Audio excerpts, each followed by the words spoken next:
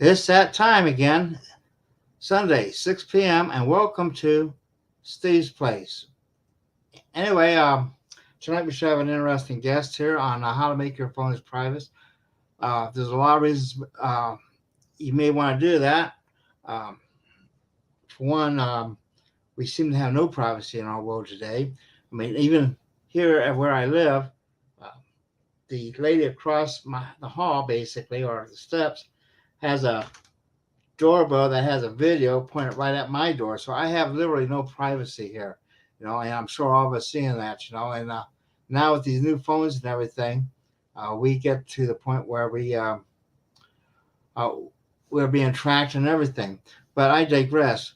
I just like to remind everyone coming up soon will be our conference in Albuquerque, New Mexico. I hope to see all of you there. It's coming on fast. I mean, I can't believe uh, we have a show next week. Then the next Sunday after that, I will be sitting in Albuquerque. Uh, so, what can I say? Everyone needs to come to this conference for a lot of reasons. But one of the reasons we need to keep in mind here is that in the age of COVID, uh, we have isolated ourselves. And when you're isolated in that, it's one of the factors that lead to an early death. They've done studies, and the more outgoing and social you are, the longer you live. So I like to encourage everyone to update their social life again and come on to the conference. I know you all have a good time and you learn a lot. You know, um, and like I say, you can never take these conferences for granted. You can't take tomorrow for granted. I mean, I don't know how many times people have told me I'll do it tomorrow, and then tomorrow never comes, for whatever reason. But anyway, so once again, uh, sign up for the Extraordinary Technology Conference coming up on August 9th to 13th at the Crown Plaza. We have a lot of good people lined up, and we're giving a 30% discount still. I'm just giving that one last chance to get in there. I know everyone's finances are tough for everyone, but the good news is gas prices are on the way down. The airlines are offering some great rates. Uh, I mean, I'm still getting offers for $50 on Spirit. So check it out. At least give it a shot. You never can tell. Carpool. Uh, just I just can't encourage everyone enough to come on. It may be the last time. That you see people. So come on down, and we encourage young people to come on because uh, we need young people are our future here. And if you guys don't get involved right now, who knows? We could become a third world country. Anyway, the other thing I want to talk about is our YouTube channel. This week we have passed the 10,000 subscriber. So we're in a whole new ball game here. Over 10,000 subscribers. I'd like to see this to get to about 50,000 by the next conference. And only you can make it happen. And right now we have the Extraordinary Technology Conferences up there. We have the Exotic Research Conferences and half of the Global Sciences. And I'm still putting those up there. It's just it's a never-ending battle. And after that, I have the International Tesla Society ones getting ready to go up too. So join, at least subscribe. It's free to subscribe. But if you want to see all of the videos, including the members only, join. It's $9.99 a month to join. And then we also put our most controversial videos because it seems to not attract as much attention. So anyway, without further ado, I'm going to introduce our next speaker here. Like I said, we're talking about privacy and everything, and you just can't have enough privacy. And I know I drive a 97 Ford. It don't make me feel bad because it's not as easily trackable as these new ones are. I mean, these new ones are on everybody's radar. They can look and see where you've gone, how fast you've been going, and it's just there's no privacy. And they talk on to it about your phone. I could reduce my insurance simply by putting their application on, which tracks how you drive. That's insane. No privacy whatsoever. Anyway, with that in mind, I'm going to turn this over to Ramiro. Ramiro, could you tell us a little bit about yourself and your product? Sure. Well, Steve, first I want to say thank you for having me on. So I used to be in the digital privacy space. I used to be a software engineer, and I knew that that wasn't the final destination for me. And coming to Tesla Tech last year really had a massive impact on me because I got to see scientific research from the outside, scientific research that isn't funded with millions of dollars, but is just about an inventor following their passion because these ideas are important. And I believe all the stuff discussed at Tesla Tech is really going to save the world. So I just sent out a post to the Take Back Our Tech community, which is our educational initiative. I want to encourage you guys to come out to the Tesla Tech conference. It's a really, really good time. And as Steve was saying, like, this is the time to bridge the wiser community we have on Earth who have so much to teach us. And that's why I'm coming there. It's just to learn. And there's really so much there to absorb. So to go back a little bit about me, I'm Ramiro Romani. And I used to be a software engineer. I wanted to work for big tech in my past lifetime. So I used to build mobile apps and web applications and all of that. But I got to see behind the scenes how they were being careless with their data. And I also got to see how the impact of our technology, especially in the year 2020, when they began to use it against us. And at that time, I was lucky enough to start working with social movements, activist efforts like the Freedom Cell Network. And the Freedom Cell Network was a mutual aid group where people of like mind who wanted to live with the principles of liberty and voluntarism, which essentially means not forcing people to do things against their will. If we could find that common principle, then that we could live together and we could help each other out. So that movement during COVID, it grew from just a few thousand people to over 30,000 people. And from a lot of that, we spun off our own conference, and it's been really good. You could be in any country on Earth, and you could go to freedomcells.org, and you could find people in your area. Like Steve was saying, that's really what it's about, building stuff with people in your area. So as a part of all that, I got to see what censorship felt like from the other side. We got delisted from Google. And then a lot of our chat groups, just our community groups, there's these scammers and spammers that came out of the woodwork and started to prey on our community. And so I began to realize if people are speaking about truth or things that are hidden and don't, the discussion isn't promoted, those are the people who need the most privacy out of anyone. And so my mission became, what are the most private ways we can communicate? But before that, let's try and understand this technological landscape that can be used to shape humanity. And this is an idea I've been thinking more like how important it is. Sometimes I get discouraged about sharing this message because it seems like too nerdy or too techy. But I've started feeling I understand the importance of it now. And really the thing is everyone on Earth uses technology, and there's an energy that we can carry with it.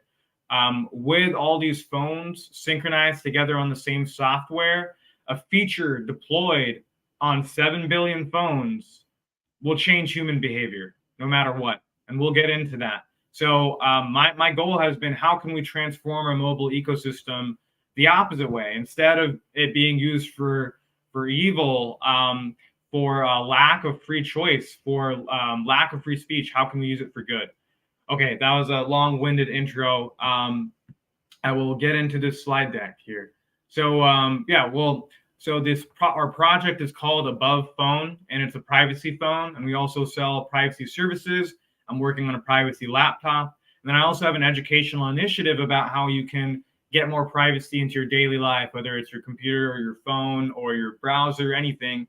And that site is takebackourtech.org. If you're interested, you can contact me through those sites, and I have my email at the bottom there. And I always have to start with a disclaimer. This presentation is for educational purposes. I'm not trying to give financial, medical, or legal advice. And as any technical knowledge is, it's nuanced, right? And it is changing Companies are changing their software all the time. So do not take my word for it. Do your own research. And I've done my best to give you the primary sources so you can do your own research. That's one thing I like doing is open source journalism. Also, when it comes to privacy, realize that there's no silver bullet. It's not going to be like you buy this phone and your life is completely private now. There's a lot of interconnected pieces that you have to think about. You have to think about your computer. You have to think about the other devices in the house. And so it's really a collection of not just your tools, but your mindset and your continuous use of best practices. So I hope this will give you a little bit of insight to what it means in the phones front. Phones are just one important aspect. They're a very important aspect. How? Well, let's look at just the scope of the ecosystem. There's around 7 billion phones on Earth. That's going to be around one per person. A lot of these phones, maybe they aren't in active use, but they are sitting around. That's how many were mass manufactured. And this is kind of wild to think about, but 99% of the software that runs on those 7 billion phones come from 2 companies. Think about that for a second. 7 billion phones, almost one for everyone on Earth. It's like they have a real-time map of the Earth, of what people are doing on the Earth, especially because there are more sensors than any device. There's microphones, there's cameras. We can get into whether our phones are recording or taking snapshots of our face. There's a lot of people making good arguments and observations you can make to say, oh, that possibility most definitely exists, and we're seeing observations that would validate that. And so there's this potential for a real-world data stream. And also, Steve, if you could switch up the view so we can read that bottom of that. There's also a data economy of telecom providers that will also keep your data, apps, analytics, aggregators, data brokers, and purchasers for that information, all different sorts of people inside the country, outside the country. It's a really massive multi-billion-dollar market, which you can't see the full extent of it. Okay, so let's talk about, there's essentially 3 things that we have to worry about when it comes to our phone privacy. You can put me back on now, Steve. Thank you. Our phones, phone home. So this research is coming from Trinity College in Dublin, Ireland. Independent computer science department decided to look at Google and Apple phones to monitor their network requests. And so, okay, how often are they phoning home? Well, on average, they'll connect back to their parent server, right? If it's a phone made by Apple, it's connecting back to Apple server. If it's a phone made by Google, it's connecting back to Google. It'll connect back every 5 minutes. But it's not just about how often it's doing it. It's about how much it's actually collecting. And the Google phone is definitely collecting more data. It collects around 1 megabyte every 12 hours. Apple is about 20 times less. And an important characteristic of this collection is that unique IDs are being collected. So unique IDs, they identify you uniquely across a subset of 100 million billion phones. So there'll be things like the equipment ID, or the unique device identifier, or IDs to identify your SIM card on the mobile network, or even your equipment on the mobile network. And these IDs are the things we see first and foremost being sent to Google and Apple. So why collect the IDs? Well, because it makes it easy for future requests. If you switch your SIM card, or even if you change the operating system on your phone, that the IDs will be the same. The hardware IDs will be the same. And so it allows them to keep continuation. This person was doing this before, but now I see the same ID here. And you have to think about it too. These IDs can leak into other contexts, such as when you're using the computer. So if you've ever wondered how I was talking about this on my phone and then I began to see ads on my computer, if you're wondering how that works, it's all through these related identifiers that get shared, this list of identifier builds. And of course, we have the apps which use analytics and advertisers, and they're incentivized to do that because these app developers need to make money. And they also track in-app behavior. And then permissions, like location, are stored and are being sent off not just to the app, but to Google and or Apple. And we'll talk about the impacts of that, right? There's all this surveillance happening. Probably at this point, you're like, why should I really care? How is this going to affect me? I don't have anything to hide. I'm not a criminal. I'm not committing any crimes. We'll get to that. So there's also this control aspect. First, this surveillance, and surveillance precludes control because you have to know that someone is doing something before you stop them from doing it, right? So the control of the ecosystem comes from the centralization, right? This 99% of phones from one of two companies. And because of that, when you have this one account that deals with downloading apps on your phone, or it deals with location services, or it deals with talking to Siri or managing your photos, and all of these different important services that are kind of happening invisibly in the background, when that gets shut off, when the valve gets sealed on that, you're locked out completely. So that's just a problem with centralization. If you go against the central node, then you lose everything, right? And in that same vein, they also have control over the content you consume and you use on your phone. So your apps can be censored. There are more apps out there on the Apple App Store and the Google Play Store that got banned every week because either there's features that they don't like, or they're from a country that they're from a country that your country doesn't agree with. So Google has to go ahead and enforce politics within each country, so everyone stays. So we can just hide the problems and not actually have any debate. As we should be. We should be trying to discuss as much of this openly as possible. And then there's also things like just the ability to exchange freely, which I believe, which is our constitutional right. So there's things like this app on the Apple App Store that allowed people to tip each other in cryptocurrency that was recently banned, and that feature removed because it didn't use Apple's in-app purchases, and that would give Apple a 30% cut of that, right? It's always about money, but it's more importantly, it's about power.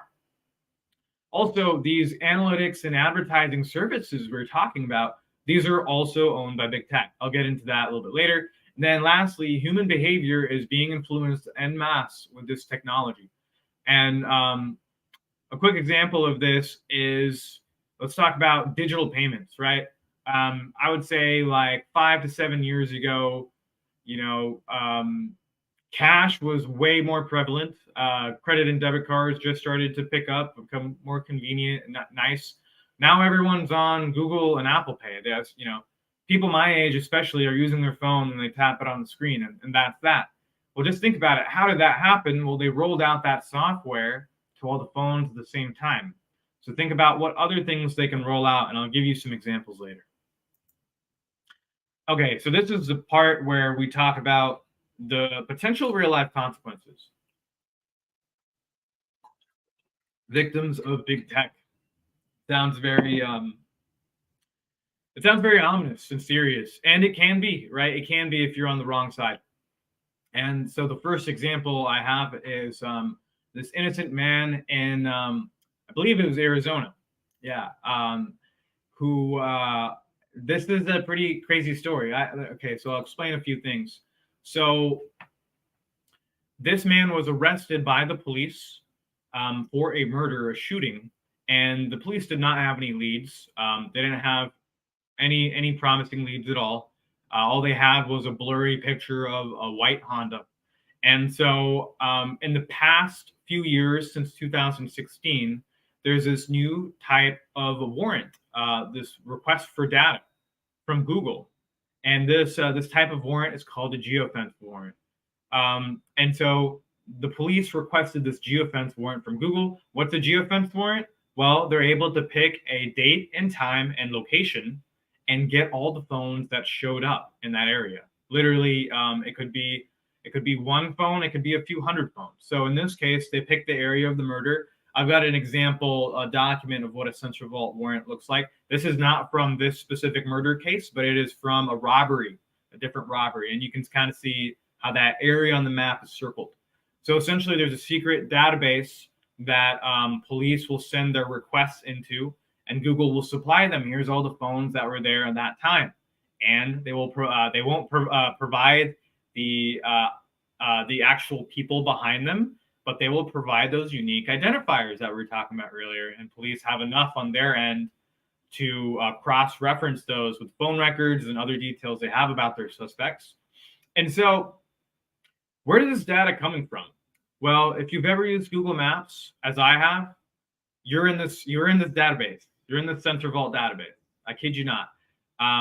And so if you've ever had a phone that uses Android, which uses Google's location services, which are the centralized location services on the phone, or if you don't necessarily have to have an Android, you could have an iPhone.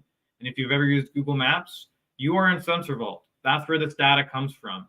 And it's not just you search for a specific location and it knows you searched at that time. As long as you're using that app, as long as your location services are on, it is constantly giving a real-time feed of your location. It's not instantaneous real-time, but it is in small enough increments to where they can get a real-time map of your location. And so on this murder, the Google location led to Jorge Molina's Google account. So the police come in, they put him in jail. He actually tells them, my stepfather uses my phone sometimes without telling me, and he also uses my car. So the reason they arrested him is because the data led to his Google account, and Jorge also had a white Honda. So they immediately put him in jail, and he was sitting there for 2 days before they got confirmation of his alibi, which he was at the movies with his friends, and there was text messages and receipts to prove that. They knew that on day 2. He was in jail for 4 more days because the police were so convinced, they had belief in this big tech data from Sensor Vault. And it turns out that Sensor Vault did not distinguish when multiple people were logged into the same Google account. So yes, it did turn out that Jorge's stepfather was using his phone and he was involved in this murder. Now, Jorge lost his job because, he got arrested and was accused of murder. For one, he lost his car. It was impounded. He couldn't go to school because of that. He got kicked out of school. He lost his girlfriend. I mean, it's a pretty bad time for him. And I'm glad he's now suing the police department for $1.7 million. Okay. And so that is what can happen when you're on the wrong side of this data. So let's see. And in the bottom right here, so, just think about how easy that is. And if you are in law enforcement, you just pick a date and a time and all the phones come up nearby. I can understand why, it's less work for them. It replaces police work. So this is very, very popular now. We saw a 15-fold increase in 2018, a 5-fold increase in 2019. We're at a certain point, it was 180 new warrants a week. And Google stopped reporting the numbers. So I'm trying to keep an eye on that and see what is happening. But I would just guess they're getting more popular. And other similar providers are doing the exact same thing Google is. So how does this happen? Again, that centralized service, that centralized location service on your phone. Now here is another example. This one's a little lighter. I should have led with this one and got the more serious ones later on. But that's how it goes. So big tech can lock you out all at once. And this is an example now on the Apple side, where if someone watches you put in your passcode on the iPhone, they can use this feature called a recovery key to lock you out of your accounts completely. And again, this isn't just your phone. This isn't just they've stolen your phone. You get locked out of your photos. You get locked out of your mails, your online accounts, your messages, files, everything. You're locked out of all of it. Your entire digital life, it's gone.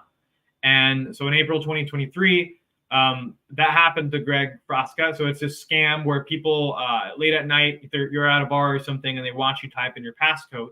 Once they do that, they grab your phone. This is the first thing they do. They lock you out of your account. And so they lock Greg out of his account, and Apple will not let him back in. He's willing to do biometrics. He's willing to do everything. He's willing to fly in to Apple's headquarters from Florida and give them $10,000. Why? Because Those are the only photos of his young daughters on that phone, which he's now locked out of. I don't believe Apple ever gave him back access. So this is another bane of centralization, right? You put all these dependents on these services, and it can be taken away from you.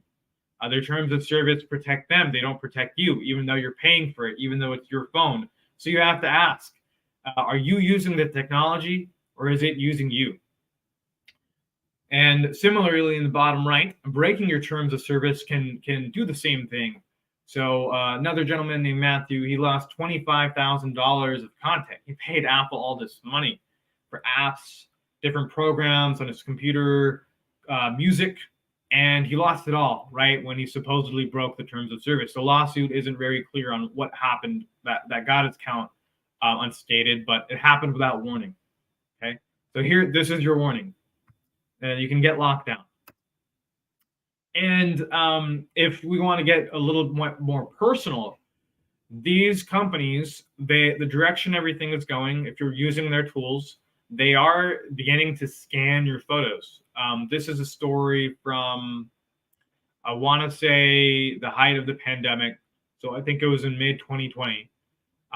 And so Google and Apple, they're rolling out these policies, even though it's not law in the United States yet to have this, but it's not, there's bills that have this, such as the Earn It Act, and definitely bills in the EU that are getting ready to mandate this. Google and Apple are just ahead of the curve. They got the memo somehow.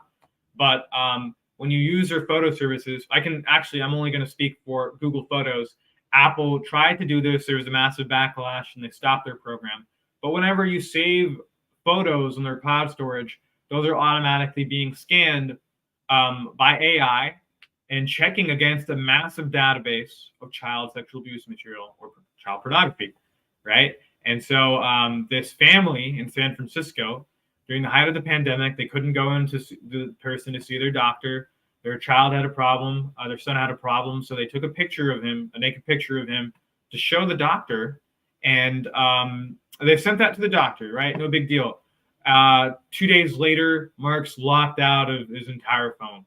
His phone service, he was using the Google phone service, got locked out of his phone, his emails, everything, right? Same exact thing we were talking about. But more than that, it automatically flagged his account, submitted a Google filed a police report, reported it to the National Center of Missing and Exploited Children as well, which the police didn't find any wrongdoing, but Google never reinstated his account.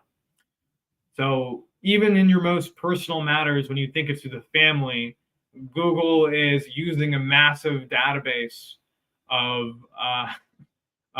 this abuse material to check to see whether you have abuse material. I don't have words sometimes, but this is what happens when you depend on these abusive big tech services. It's all about control for them. And the list goes on of things that they can do. This is one I've become aware of more recently. But you might remember contact tracing, how there was this big push. We actually had $1 billion injected into federal, state, and local health departments for this contact tracing effort, which was basically an epidemiological investigation to see who got sick and who was near them. If they were very close to them, oh my God, they might be sick too. So let's call them and tell them, give them health advice, because it was very, very important to do that, to spend all this money on doing that. I'm being facetious. So what ended up happening in one of the states, which I think this is the only time I've heard this ever happen. But in June of 2021, an app got installed on 1 million people's phones without them knowing, without them giving their consent. And it happened in the state of Massachusetts. So everyone in Massachusetts, technically you didn't have to live in Massachusetts. You could have been passing through to Massachusetts or going to work there, but this app was automatically installed by Google on the phone. And the way they did it, it was hidden. So it was not on the home screen.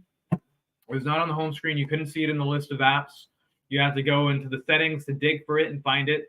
And also, it started to turn on Bluetooth and connect to the exposure notification service, which is another centralized Google service.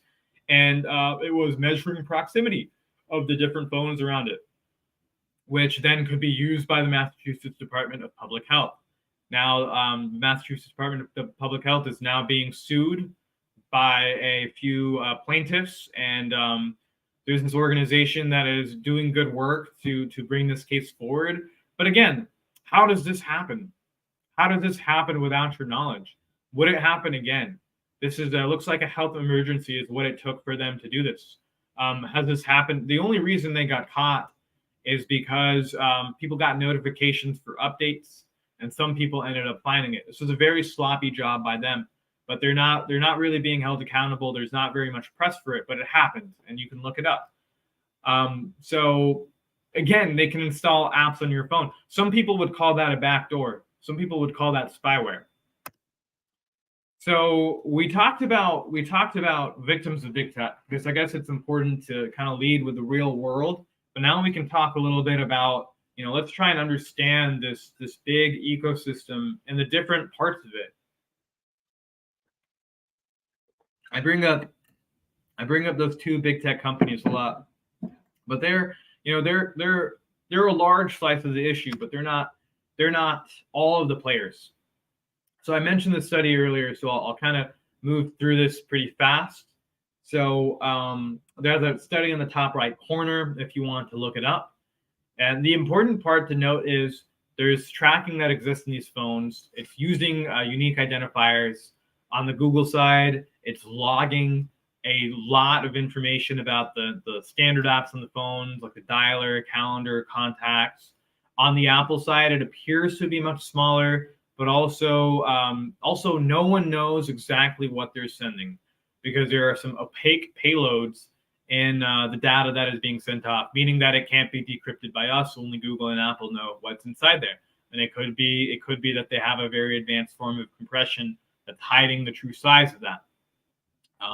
This is all just some of it has been confirmed, like the unique identifiers, how often it happens and when it happens. Other parts of it are speculation. So I want to be clear about that.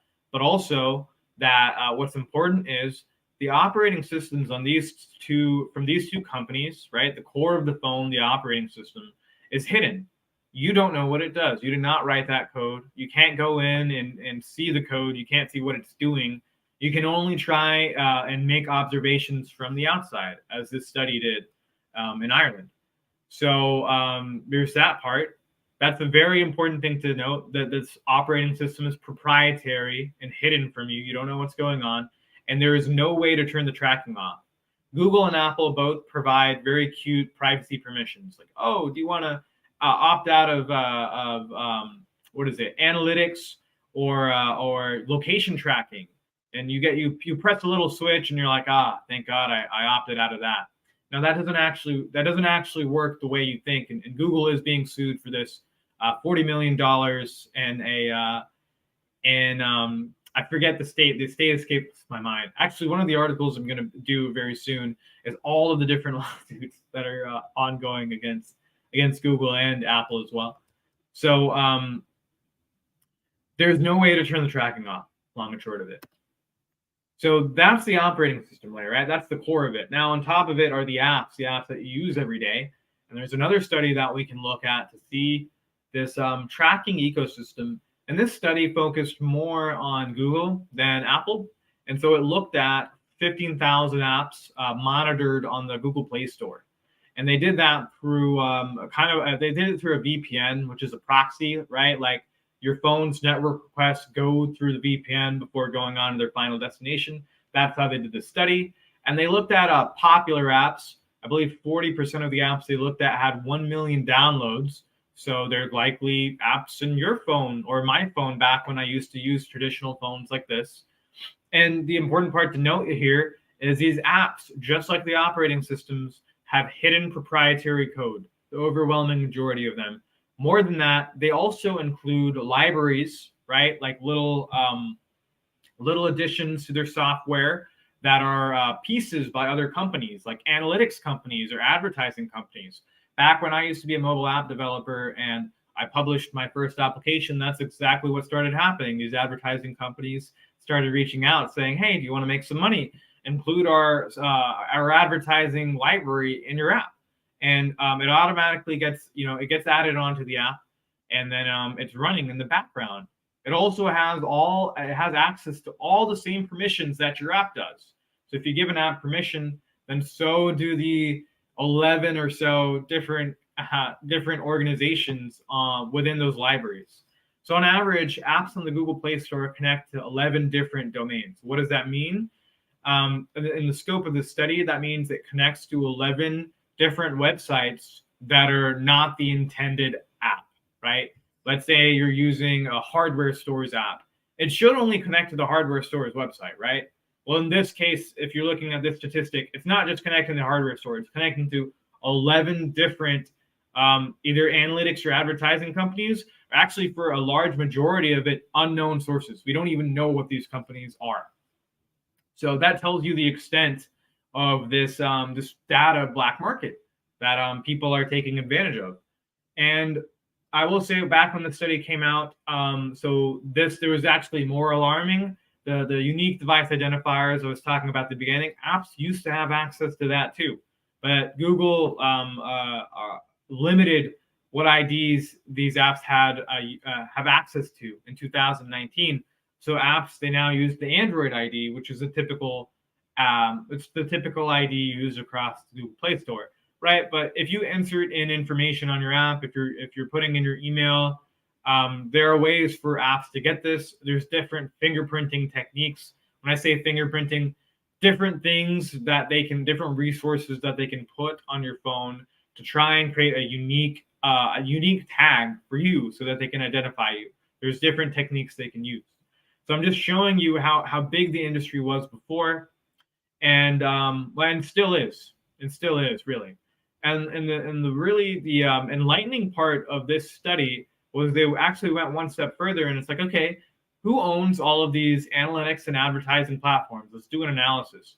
And it turns out 16 of the top 20 in size, analytics and advertising companies were owned by Google's parent company, Alphabet.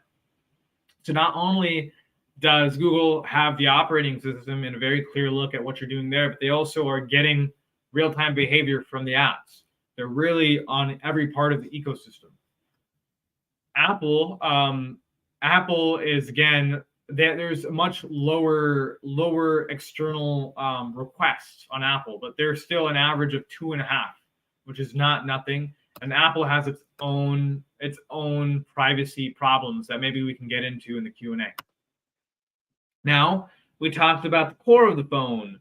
We talked about the apps that sit on top of it. Now let's talk about what we're all used to, calling and texting people, right? The phone system. So it turns out the phone system is very one-sided too when it comes to your privacy and your freedom. So when you connect to a phone network from a SIM card, innately there are these unique identifiers. Again, those unique identifiers that get used and sent. The IMEI and IMSI are some of them, right? So telecom providers, for this law called the Communications Assistance and Law Enforcement Act of 1994, requires telecom to make call detail records and other call information available, like calls and texts, dates and times. And if you try and look at the transparency behind the telecom company and how long they keep their records, you'll get conflicting information. The last document I got was from a very long time ago. I believe it was in the 2000s, and it had a list of all the different phone companies at the time.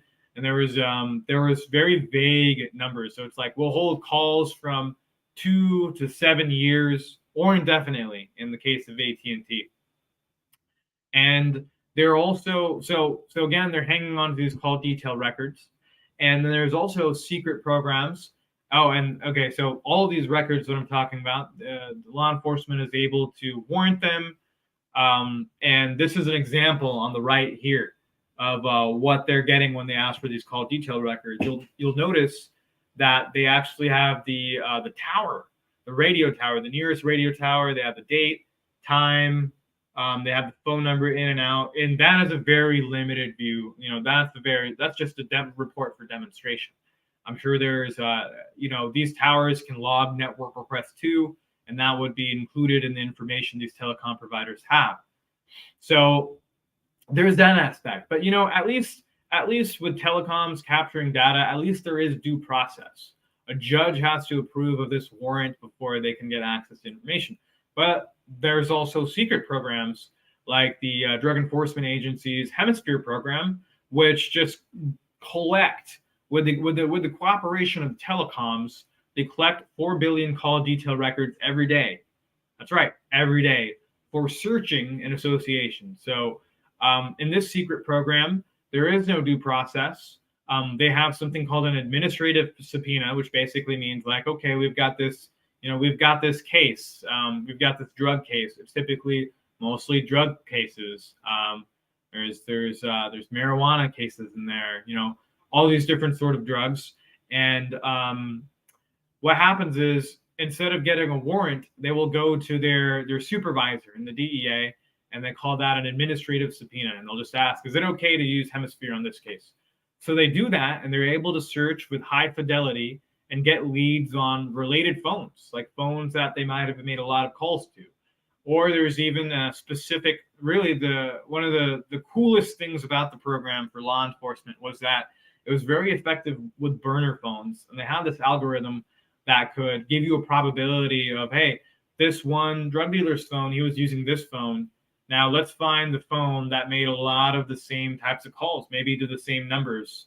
And let's find that phone, and it would build the association and probability map to say, okay, this person likely switched over to this phone. And they use this thing called a parallel subpoena, which first they use Hemisphere to kind of get that lead, right? Which without Hemisphere, it'd be very difficult for them to get the same information. But once they had found the specific record, they could then reconstruct that subpoena. And they would like, oh, okay, I know it's this number. Off the top of my head, I'm just going to request a warrant for this specific number, right? And so they were able to hide the existence of this program. And in fact, there's been leaked slideshows from the DEA that show exactly this. They were instructed to hide the existence of this program, and that they used information in their court cases, so the defendants would have no idea even how to protect themselves against this. And that's the phone system. It's very U.S.-centric. My research is very U.S.-centric, but I imagine the situation is very similar across the world. And so, okay, I've been harping on the problems for 42 minutes. What's the answer? Well, we already know that a lot of the code, all of the code we've been talking about, you cannot see what's happening. So we just flip it. We ask for transparent open source software, which means you can see the code. A community of people can see the code and audited code and verify it does what it says it does. Even you can take the code and you can make changes to it, and you can make your own version, right? That's part of that's part of our inherent rights. That's how software should be made. And so this open source standard should go for the operating system, the apps, and the communication methods you're using. And right now, most people don't have any transparency in their technology. So that's one aspect. The second is the freedom of choice. You should be able to install apps from anywhere, right? Google and Apple shouldn't have a grip on where you get your apps from, as they do currently. You should be able to download. Anyone should be able to make an app, and you should be able to download it. So that freedom of choice is very important. We should be ditching phone networks. We should be ditching phone numbers, as crazy as that sounds, because we have such a reliance on them. We should be using internet-based encrypted communications.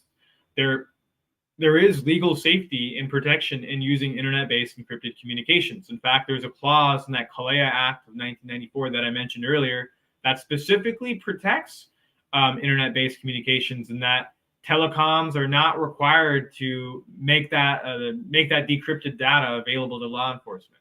So I believe that we should be using encrypted internet-based calls, and we'll talk about that. I'll even demo it for you later. Lastly is no centralized big tech services. So these core services that really do a lot of important stuff on the phone, like find your current location, or they'll do security services, or voice to text services, all of these services that they have visibility into everything that your phone does, and they connect directly home to the parent company. We need to get rid of them. We need to stop having these centralized big tech services, because not only do they spy on us, but new features, when they're rolled out, such as that contact tracing, those can have a huge influence on everyone. It will literally change human behavior. It'll change human society, the way we interact. When this tool is offered at the same time to all these people, it can be used for the wrong agenda, and it is in my opinion. So those are the answers. So can we get a product like this? Yes, we can. So I'm actually going to bring up, yes, thank you, Steve. He's on top of it. And I'm going to show you the above phone. So this is the above phone. The above phone is using transparent technology. This is an open source operating system. So you could go in and you can see every part of this phone, every module, and you can look at the code yourself. And there are thousands of developers that are reviewing the releases and the notes. This operating system in particular is called Graphene OS. This is our custom image of it, and so we call it above phone. And it comes a little bit more feature complete out of the box. So you don't have to make too many hard decisions. We've already done a lot of the hard work and got a environment ready for you on the phone, set up with all the apps you could possibly want.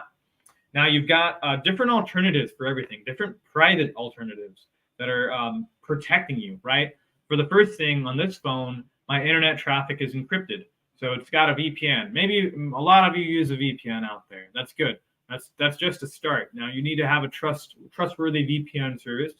And so this one, our VPN service in particular, it's end-to-end encrypted. So this network traffic gets encrypted from your phone, goes to our VPN server, and that's where it actually leaves and goes to your destination website.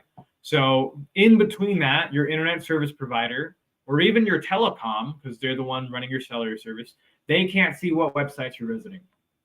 They're not able to see that directly, okay? So that's a huge benefit of this.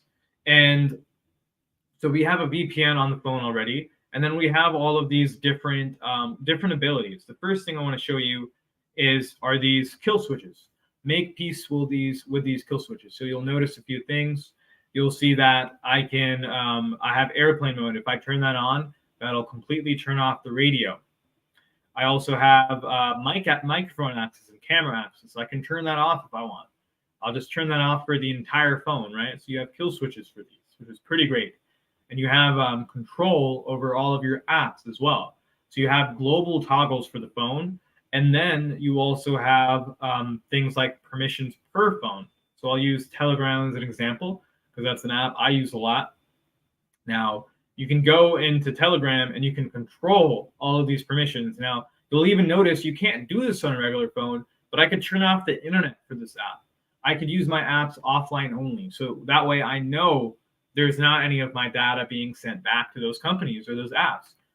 This comes in handy for maybe an app you don't trust or an app you downloaded off a big tech app store, right?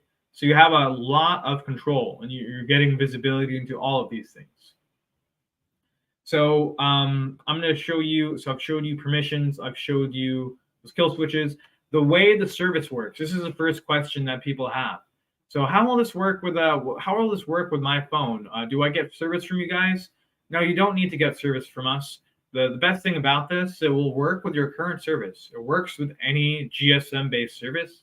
GSM service is, if you have that tiny SIM card, if you remember that, you plug that onto this phone and it just works. Your number is transferred and activated automatically. All you need to do is move your contacts into the phone, and we can help you to do that. And that's how easy it is to switch. So you can either do that, you can bring your existing cell service, or you can get a new cell service. And we also have our own private SIM card as well, which is a little different. It's not it's not made for phone calls and text. It's actually data only. So it just uses internet, right? Which is in line with that philosophy that I was mentioning earlier. So with that being said, that's kind of just important to get out of the way at the beginning. I want to show you some of the apps. So this is an application called NewPipe. NewPipe allows you to watch videos off of YouTube, but privately, because we're not using the official YouTube app, which is tracking every interaction you're using within the app. but you're using NewPipe, which only connects to the Google video servers to get your videos. And on top of that, if you're using a VPN, it doesn't connect directly. So Google can actually see where you're getting your videos from. And of course, I'm already on here in Steve's place. And am I subscribed yet? I will be. So I'll pause that for a second. I just want to show you some cool things about this. Now, the first thing is I can play this in the background. So I'll play this in the background, and I can literally lock my phone. So I've locked it.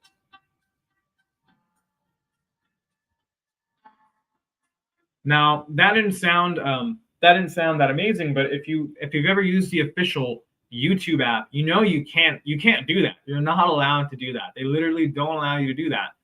To play music in the background, even though a lot of people would love to listen to YouTube or to music on YouTube. Well, this application, which is free and open source, it's free, gives you this feature for free. So the question becomes like, this is better than big tech. It's literally better than big tech, and they're asking for less than big tech. They're not even asking for your data. So for me, it's a no-brainer to support developers like these in their mission. And then you can do cool things like this, pop it up and have it in the background, right? So it's not like you're actually missing anything. Your experience will not get worse. Get rid of that there. Your experience will get better. Similarly, there's different types of media on the phone. You've got ways to watch podcasts. I like to listen to the Life and Times of Tesla. I'm sure we're all interested in that. Man, he did so much. You can go year by year and get into it. So this is an app called Antennapod, which lets you download podcasts from anywhere. And again, they're free. You can download them to your phone. I forgot to mention that too about the YouTube app. You can download this directly to your phone. I can hit this download button and I can own my media. It's not like those Google and Apple phones where you just trust, I'll be in their good graces and they won't cut off my access to the music I paid for. Here, you don't pay for it and you download it. You have control over it. It's a better way to live. It's a better way to use your technology. So you've got an app to watch videos, an app to watch podcasts, and so many other beautiful things. You've also got Magic Earth. Now let me see if I can show you a demo. Where is that demo mode? There we go. So this is an alternative to Google Maps. And I'm taking a trip from downtown St. Louis, just down the street. And you can see it's just like any other, it's like Google Maps. But hey, you're not showing up in the Sensor Vault database. And you're not at risk of being innocently arrested based on this data. And Magic Earth, I would say it's actually the only app on the phone that is not open source. You don't see the code, but they have a very good privacy policy. But if that isn't, the reason is because it's doing a lot of stuff behind the background. It has traffic, it has a traffic map, so it'll weigh the traffic out for you. And it's also searching for points of interest. But by all means, it's just more convenient, but it's your freedom of choice. So if you don't want to use a Magic Earth, which is the only non-open source app on this phone, you can use Organic Maps. And Organic Maps is completely open source. And as you can see here, you're prompted to download the maps on your phone.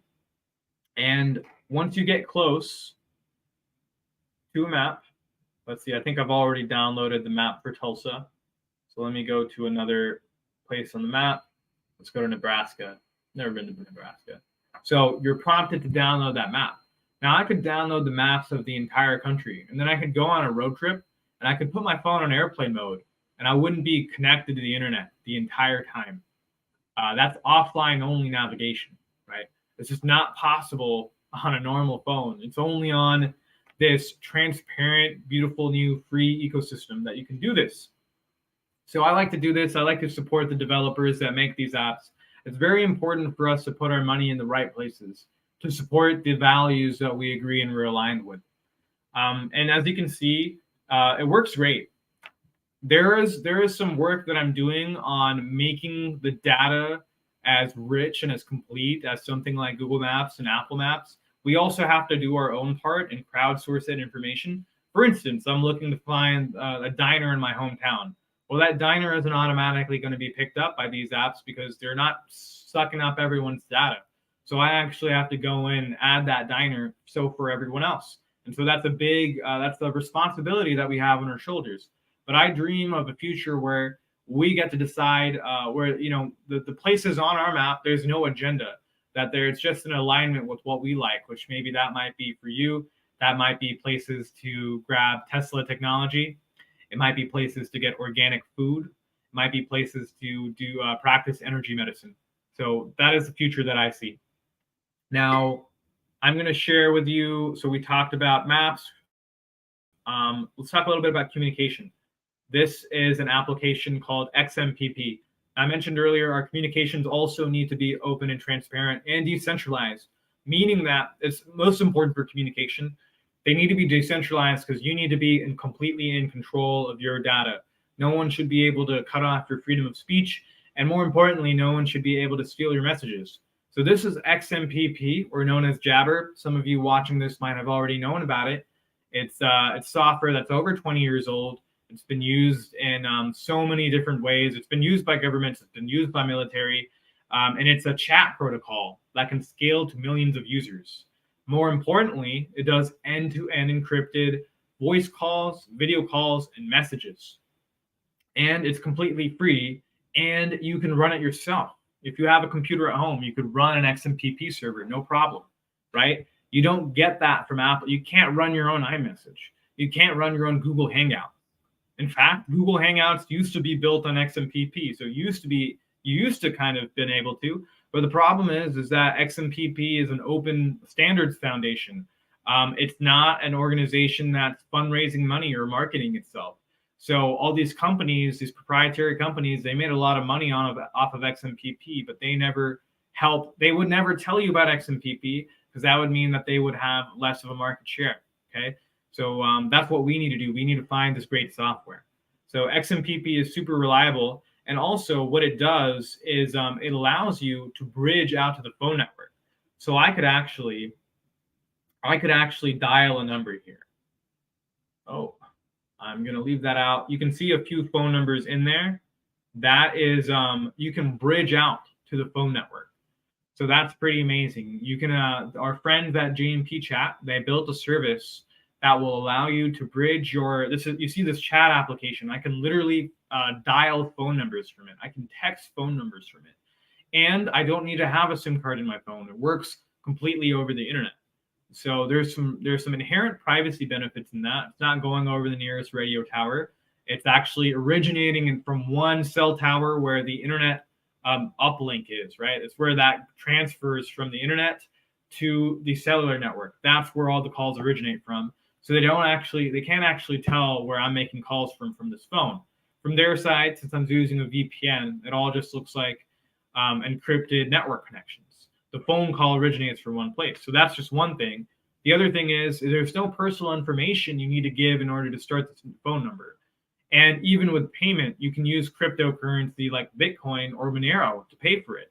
So you could have a totally private, free phone number. Well, I say free, I mean free as in freedom. And I also mean cheap because it's only $5 a month.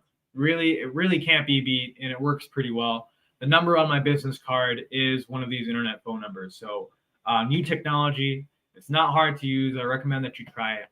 So I've shared a lot of different stuff with you today. The last thing I want to mention, and I'll wrap it up and we can go to questions, is another thing that we do at Above Phone, which our company Above Phone, this is we have this product, and then the final layer is this communication. So we have our own data center, and we professionally run all these services for you. I mentioned the encrypted chat XMPP service, but there's also other services. We run our own email for you. So this is an @above.im email, so you can get this email working on your phone. And all of our services are also universal. They don't just work just on the phone. They can work on your laptop. They can work on a web browser. They can even work on your iPhone if you want, because we believe you should have the freedom of data movement and exploration. We don't want to lock you in, unlike Google and Apple. We have a lot of experience moving around 1,000 people off of Apple. They don't want you to get off of Apple. They make it hard. We don't. You can use this anywhere. And we've also got, we talked about the email. We've also got a calendar for you to use, so you can use this for your business.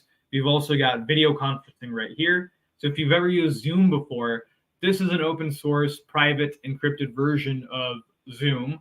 It's not even a version of Zoom. It's its own thing. It's a video conference platform. It's called Jitsi. And so we run a professional instance of this. When you have a call on the server, I can hop in and it'll be like a call like we are right here, right now, Steve.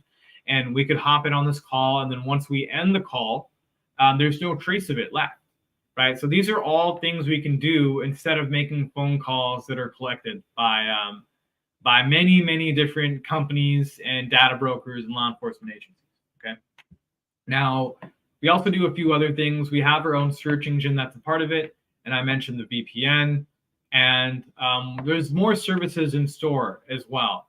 So I'm looking forward to, so this is all of these services together. We call them Above Privacy Suite, and you can get it with the phone. And so if we could actually bring the slide deck back on the screen. Yes, and so I've got, this is my offer to y'all. We've got a Tesla coupon for you guys. Tesla, $50 off. Let me actually double check that coupon. Make sure it's the right one. But yeah, so we've got these two phones available right now. These are the ones we recommend. On the right side here, you see essentials. So those are things like the case, screen protector, audio adapter. You guys can get all of that. Go to the Above Phone website. It's abovephone.com. And I should have put that link in there, but I wanted to make sure they have the affiliate link. Sorry, Steve. I know I've been talking a lot. That's okay. For those who'd like to have these show up online here, our link is down below. So if you want to come online and talk, or if you just leave a comment and ask the comments as usual. I found this very interesting. It's very scary. It's a scary world we live out there. And who would think, that you could just take and be hauled in for something you didn't even do, because of hidden applications, and you are going to be at our conference, am I correct? I'm going to be at Tesla Tech this year. I'm going to be there the entire time, and I will have phones in person too. So I'd love to come meet y'all. And yeah, I'm happy to get you set up, Steve. Yeah. So like, I use an Atlas VPN on my computer for right now, and this is the first time I ever used a computer. And they have like a pause where you can put on all your applications. I find it. I don't know if you ever looked into that or not, or just. Yeah, you know what? Let me see if I can find Atlas VPN. So you should be able to get it, right? You probably have do you have an Android or an iPhone? I have an IP Pixel, I think. Okay. It's a hand-me-down. Yeah, so it looks like you will be able to use Atlas. Yeah, it's on our store. So yeah, Atlas. I find this military grade encryption, and it's super fast. I mean, I'm streaming like 20 hours a day. It seems like sometimes, and when you're streaming, you like that. You can't have any delays in that, so it works out. But we have a question here. Do you work with the TI community? So. Do I work with the TI community? We have customers that have been targeted before, and that's not just by there's different people are targeted by different organizations and people. So we have people that were harassed by ex-partners, abusive partners, and this phone has helped them. I know people who have had their ex-partners hack into their devices at home. So this phone is the most secure phone you can really buy at the operating system level. And any and all protection helps, because the one thing I will say is, if you are a TI and it's at that level of harassment, then they're using all of these social media channels against you, right? They're using these big tech companies as well. Are these legal overseas? Yes, Like these England or Germany? they work anywhere in the world. Yes, and we sell internationally. So we sell in the UK, in Europe, Australia. Pretty much the only place we don't sell is Asia and Far East. Well, I can see where the Ukrainian military guys, they ought to get them, because with that map feature where you can download a map and then be navigating without being online, they would find that extremely useful, because they have a problem with being tracked, and yet they need those applications too, So yeah, I can see a lot of applications just all over the place. To me, the biggest fear is that if they're collecting this, and this is with people, being behind it. Imagine what happens once AI gets hold of it. Who knows what's going to happen then? This is just giving Big Brother. Maybe yeah. Without going too dark into it, I think that if there are AI tools, they're probably being used on this mass data. But I don't let that bother me, because the first rule of predictive analytics, right, which is like the precursor to machine learning, is that your models are as only good as your data. So as long as we keep giving them fresh data, they're going to make good predictions. So I mean, using solutions like this cuts them out of that data. It cuts them out of the microphone. It cuts them out of the location, and that's the best we can do. Well, I want to let everyone know that if you go to testatech.info on the front page there'll be a link, to your site above the phone, right below the conference registration box. So be on the lookout. You can't miss it. I put it right below, basically a block below the YouTube thing. So yes, and I apologize too. So I'm going to edit the coupon. If you tried to use the coupon, it was written as Tesla Tech, but I'm updating it to Tesla, so this should work fine. Yeah. And yes, thank you, Steve, for putting this on there. I look forward to sharing it with y'all in person, and seeing how well it works for you. And yeah, so I will be at Tesla Tech with phones. We'll bring our most popular models there, and I'll try and come get it out. So I want to stress now our conference is coming up here. I'll be in Albuquerque in 2 weeks. It's just it's coming on fast. But we still have hotel rooms, and the window on that's supposed to close on the 26th, but they were showing me they'll extend if I need it. So I encourage everyone to give it a shot and try to attend this year. I know you're going to have a great time. You're going to meet Ramiro, and you can learn a lot of good stuff there. I can't wait. I look forward to my conference every year. I've been doing this for almost 40 years now.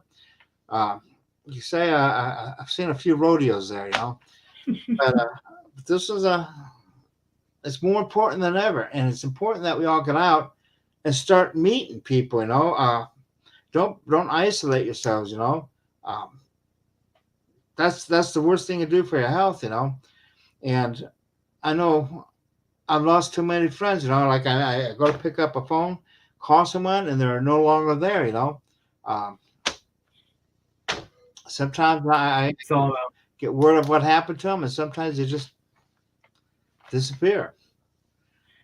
Yeah, we need to be there for each other. And there's like this concept of biofield, which is our natural electromagnetic field that extends around the body. That's that isolation, Steve. You just kind of separate yourself from other people and that life force, and it can be easy to get trapped in there. But this is my mission. I'm going to come out to as much of these events as I possibly can, and I'm super excited for Tesla Tech. Every time I'm there, like a whole nother world opens up. So. Well, this is my third conference I've had since the shutdown, and you can't take anything for granted anymore. And but like I say, the rates are coming down. Gas prices are going down. The Our hotel rates are the best, of any conference. $82 a night, starting for a room that is normally $180. Plus, you have breakfast included in that. That makes it affordable, more affordable than most places. I mean, I went to a conference in Spokane 2 or 3 weeks ago, and I'm paying $120 a night for a hotel six. But this is a 4-star hotel. And the service is great and everything. Um, so yeah, I jump all over that. Teens are free. If make it a family-based thing, bring your kids along. They need to learn this stuff. Uh, where else are you going to learn everything from like physics to security? I mean, no other conference has the breadth that we do, plus health. So come on down, and we'll be looking for you. 520-463-1994. Give us a call or come to testthetech.info. And then also go from there. You can click on the link and go check out Above Phone and the YouTube. So with that, I'm going to call it a night. And thank you for coming, Ramiro. And, Thank you, Steve, for having me. I Super excited. I see you in a couple weeks. See you there, bro. Yeah. So anyway, with that, I'm going to call it in. Someday I'll have some snazzy